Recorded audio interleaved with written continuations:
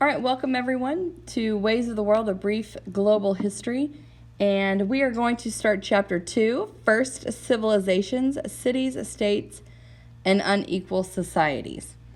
And we will start with an introduction into those first civilizations. Something new, the emergence of civilizations.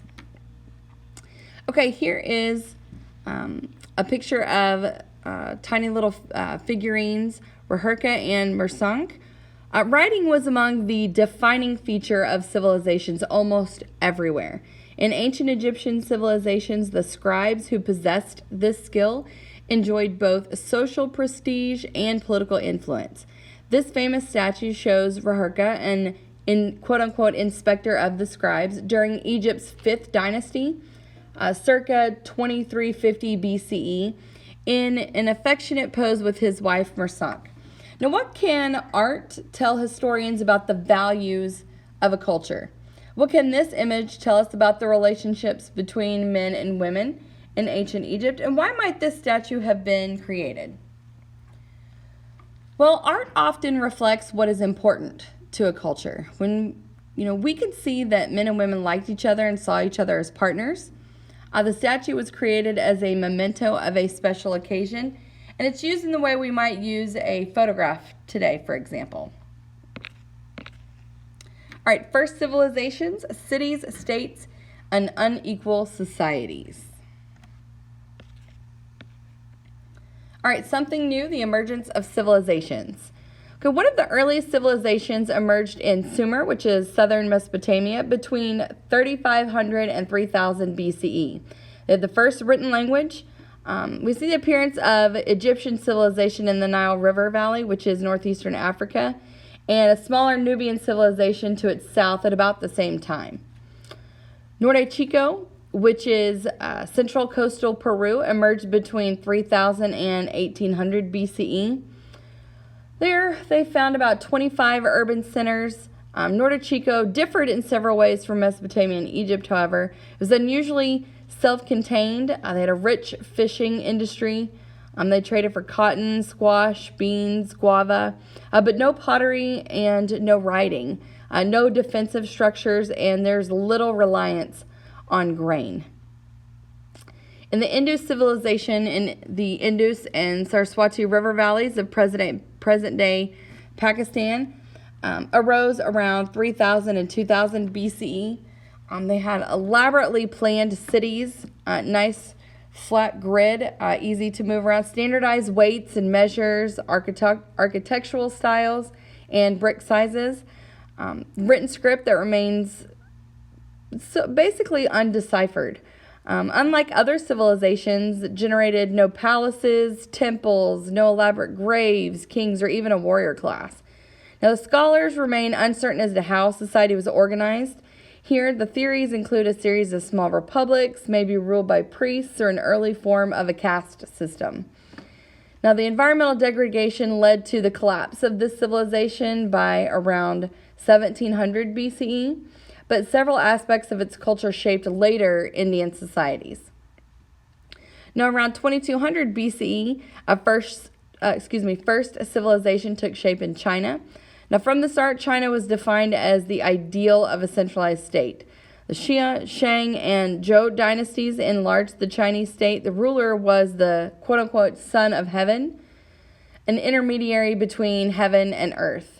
Now, the early written language with oracle bones and early documents have been found, and China has maintained impressive cultural continuity into modern times. And it just occurred to me, you probably don't know how to spell those dynasties that emerged in China. Xia is Xia, Shang, Shang, and Zhou, Zhou. Okay. All right. Here we have a map of the first civilizations. The 7 first civilizations emerged independently in locations scattered across the planet, and all within a few thousand years from 3500 to about 600 BCE. So which first civilizations both emerged along major river valleys and built major urban centers along those rivers? Well, we can see that in Norte Chico, Sumer, the Indus Valley, the Chinese, Egyptian, and Nubian civilizations all emerged along river valleys and built major urban centers along those rivers. So compare this map to the map that we saw in Chapter 1, map 1.3, which shows areas where agriculture emerged independently. Hopefully you remember that map. To what extent did first civilizations take shape in the same regions where agriculture also emerged? 4 of the first civilizations, Sumer, Olmec, Norte Chico, and Chinese, took shape in the same regions where agriculture also emerged. And another, the Central Asia and Oxus civilization, took shape where early pastoralism developed.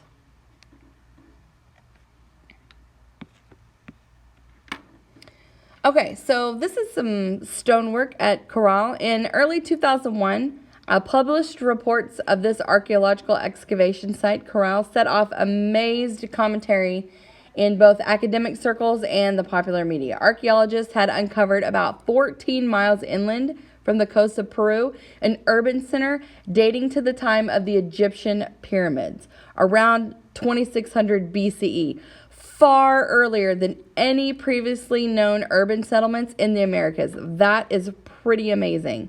Thus, Egyptian and Mesopotamian claims to the status of quote-unquote first civilizations were now joined by those of Peru. Most obviously impressive about Corral was its elaborate and monumental architecture. An intricate irrigation system funneled water from the nearby Supe River to agricultural fields. Now, smaller finds at the site convey something about ordinary life here. A clay figure with long hair, a colorful costume, and a decorative necklace suggested a shaman who served as an intermediary between gods and humans. And a possible hint about Corral's religious outlook derives from a drawing etched on a gourd, which shows a sharp-toothed figure wearing a hat and holding long sticks or rods in each hand. And it clearly resembles the staff god prevalent in later Andean civilizations. And the remains of a young man found in a ceremonial place suggest the possibility of even human sacrifice. And here are some bone flutes that were found at Corral. Nor was a Corral an isolated instance of urban living. More than 20 other related sites in the river valleys of the area make up what scholars are now calling this whole Norte Chico civilization. Corral and other inland cities had close relationship with coastal communities, exchanging their agricultural products such as cotton, beans, squash, and sweet potatoes for sardines and anchovies, whose bones have been found in abundance in Corral.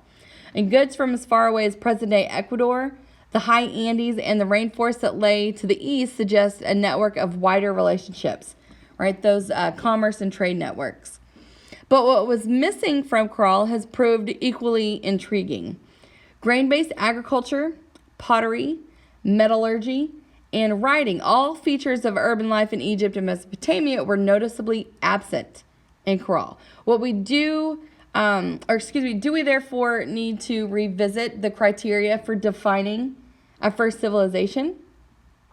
Warfare, too, apparently played little role in Corral. There are no walls or fortresses, weapons, a sign of violent destruction that have appeared in the archaeological record. So does this mean that Corral uniquely enjoyed, quote-unquote, 1,000 years of peace?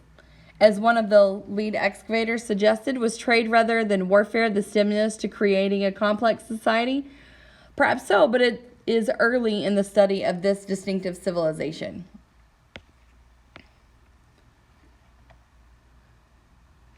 All right, so let's continue with a couple of the other early or first civilizations.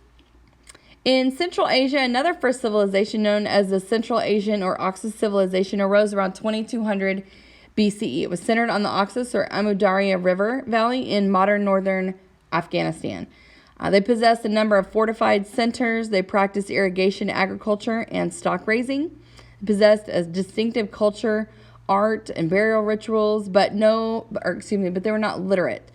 Included an aristocratic hierarchy, And it was the focal point of a Eurasian-wide system of exchange. And by 1700 BCE, unfortunately, had faded as a civilization, but the influence persisted on the cultures of Iran, India, and the Eastern Mediterranean.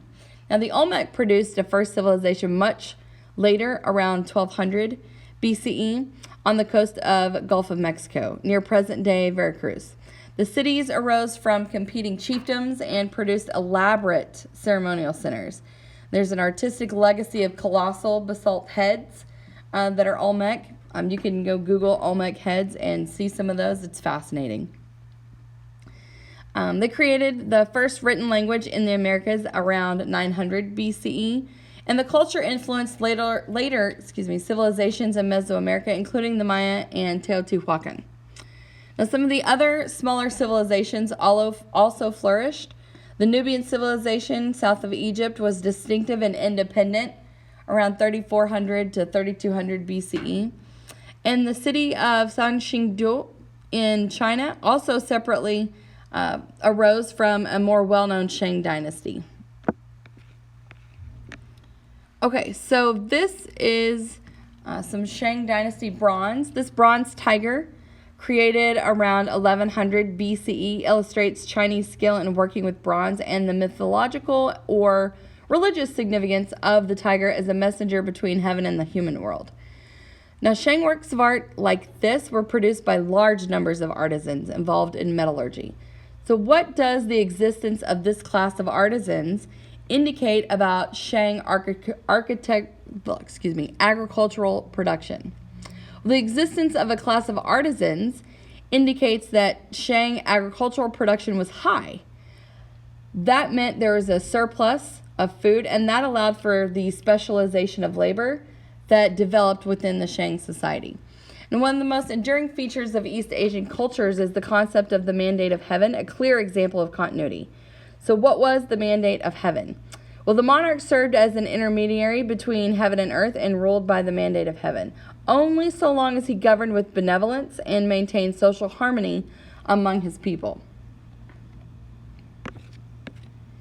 And here is an Oxus Valley axe head dating to around 2000 BCE. This exquisitely wrought axe head derives from the Oxus Valley civilization.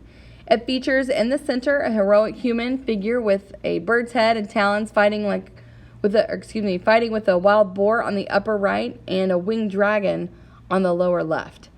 So how might a society capable of producing and using such metal tools like this one differ from one that could not? Well, a society with metalworking or metallurgy capabilities would have greatly enhanced farming productivity because of the tools that they could use or develop from the metal. And which one would you which one would expect to lead to a larger population and a greater degree of labor specialization? The metalworking society would also have a different cultural style and method of warfare than the non-metalworking society.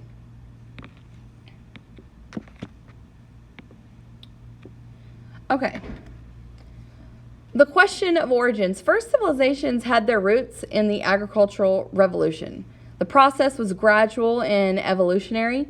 So why did some chiefdoms develop into civilizations and others did not?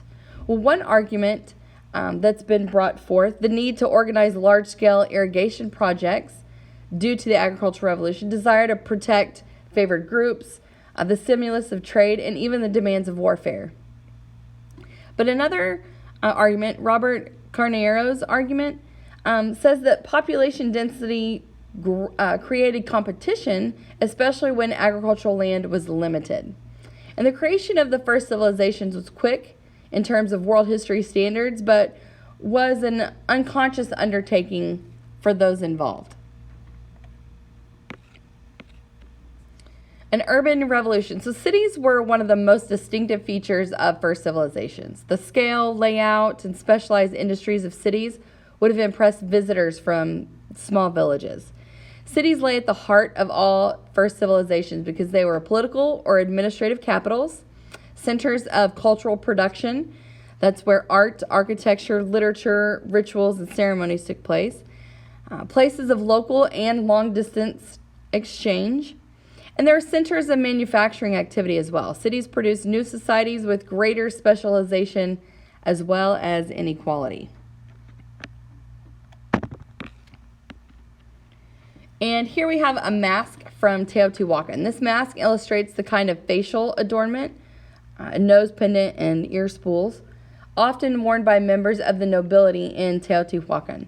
Because Mesoamerican civilizations were primarily collections of conquered cities, ruled as tributary states, what important function might masks such as these have had in society? Well, such masks might have functioned as a means of social distinction, differentiating the elites of Teotihuacan from those of conquered cities. It's a good possibility. And that concludes 2-1, Something New, the Emergence of Civilization. I will see you next time.